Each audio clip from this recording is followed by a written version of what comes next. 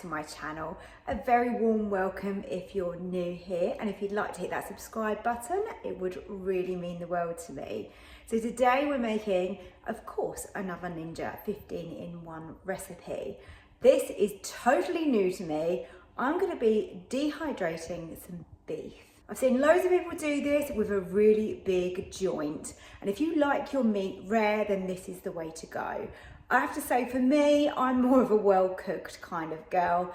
Don't really love my meat when there is blood visible. However, my husband doesn't mind his meat a little bit more rare, so I thought I would try doing a steak on dehydrate and see how we get on. So I've got my pot in my Ninja, and I've got my rack ready and my steak. I'm literally just going to put a little bit of black pepper on the outside. Let's get the rack inside. Then I can turn over the steak and put that in there. And then add a little bit more black pepper to the other side. Now this is a fillet steak that I'm using here. So let's hope it goes well, because obviously it is an expensive cut of meat and it is a little bit of a treat. So it's just nice to try things though, isn't it? So rather than doing what I would normally do in the Ninja, which is to use the probe and grill it, we'll give this a try.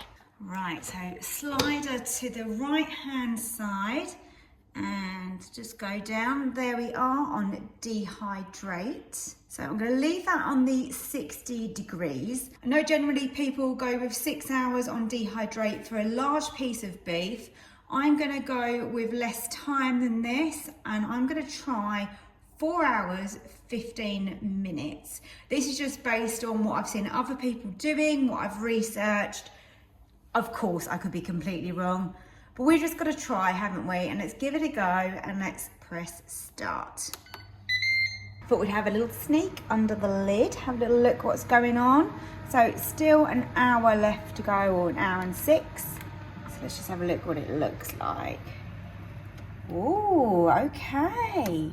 So it does get a little bit of a crust around the edge, which is nice. But you can see that's going to be really pink still in the middle. Let's keep cooking and we'll have another look when the time is up. So let's have a look at this steak up close. I'm going to slice into it and let's see what we've got. So this had 4 hours on the dehydrate. And that is lovely and pink still inside. But it's got that gorgeous crust on the outside, which we all try to achieve when we're normally grilling or pan frying. It looks pretty good.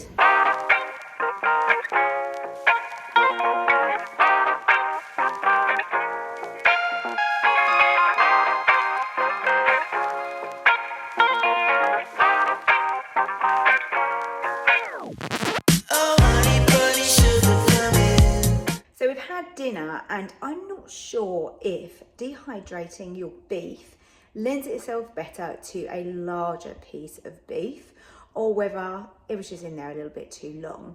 So inside was beautifully pink and really tender, but it did have that kind of crispy looking outside to it, which I thought was going to be really nice, but actually it was a little bit too much. I think however you like your meat, it's always going to be personal preference, but I think probably it was just in there slightly too long. So I actually ended up doing that for 4 hours.